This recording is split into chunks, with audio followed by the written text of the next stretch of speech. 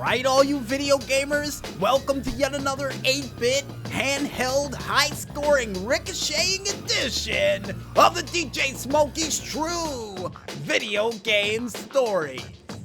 And with a title like that, we decided to go to the handheld era for a video game none other than Tiger Electronics' Super Pinball game.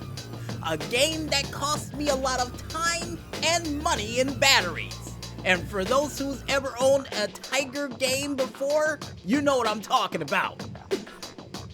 And besides that, folks, I think it's time for us to go ahead, grab some fresh AA batteries, and get prepared to get a higher score than anybody else could in my family as we get ready to paint the picture. Alright, this video game story began, I do believe, well over 20 years ago on a fateful Christmas morning when my uncle decided to give this game to my sister. I mean, granted, he gave me a game too along the lines of this handheld ninja game that we will talk about in the weeks to come, but was able to give my sister this pinball game that after losing the game I was playing, I got a little attached to the one that my sister was playing. And every single time that I would get my hands on this game, and I kid you not, I would lose in under 30 seconds. I say, how in the world do you play this thing? Pick it up, try to hit the plunger on the bottom, and every single time it would knock into the bumpers, hit into the center, and then shoot right down toward the ground and go eeeeee.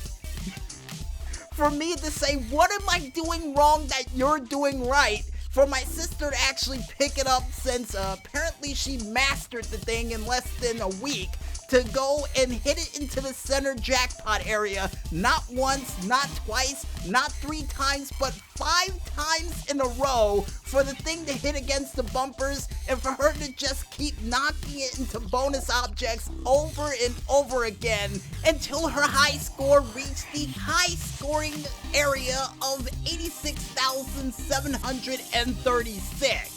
And if you're wondering why in the world I was able to remember that high score after all these years, let's just say with the determination and the fact that she kept bragging about it over and over again, it sticks in the brain, folks. It really does stick in the brain.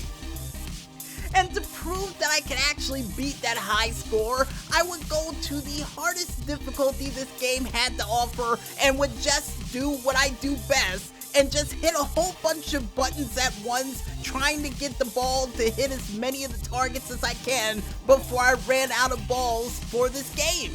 And one thing I didn't realize while doing this is the fact that I kept getting extra lives every time I kept getting a high score in the 10,000 area.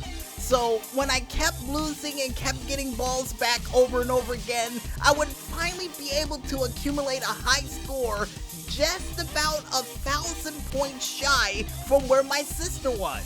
And my sister, being determined and hell-bent to keep her high score a high score at all costs, would take the game away from me and waste, I do believe, $3 of her allowance at the time to try to keep her high score where it should be in her camp.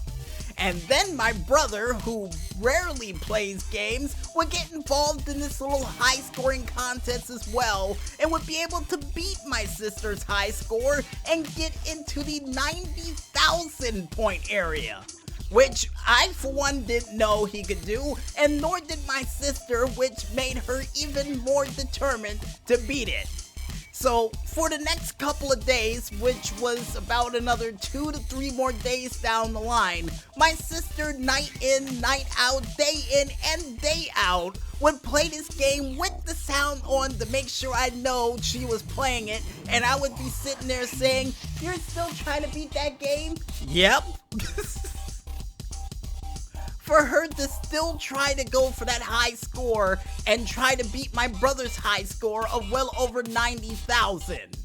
Until one fateful day after I long gave up and went back to playing my Matchbox cars I was able to get for Christmas, and my sister would call me over and drag me into the living room with the help of a light that my grandma used to have in the living room, and would be able to show me that she was closing in on my brother's high score and was able to topple it after she was able to hit the center jackpot in the center at least 10 times for the ball to shoot in 9 different directions, hit the bumpers that was on the side of the screen, and make a whole bunch of noises I've never heard it made before.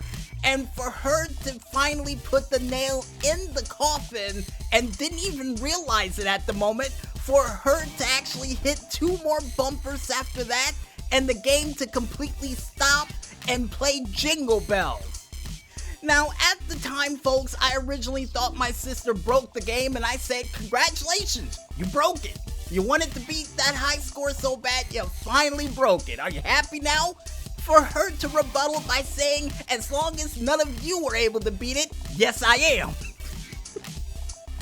And I would learn later on in life, folks, that she didn't break the game. She got the highest high score this game had to offer, and the game just finally decided to give her a happy musical tune to celebrate her victory of beating this game by flipping the high score of this entire game. And after word got out that my sister was able to beat this game in less than 2 years, my uncle would be able to get her another pinball game that was bigger, badder, and better than the one she had, and actually posed a super challenge for her in the future. But that's a video game story we're gonna tell in the future ourselves. But until then, folks, that wraps it up for another handheld 8-bit high-scoring ricocheting edition of the DJ Smokey's True Video Game Stories.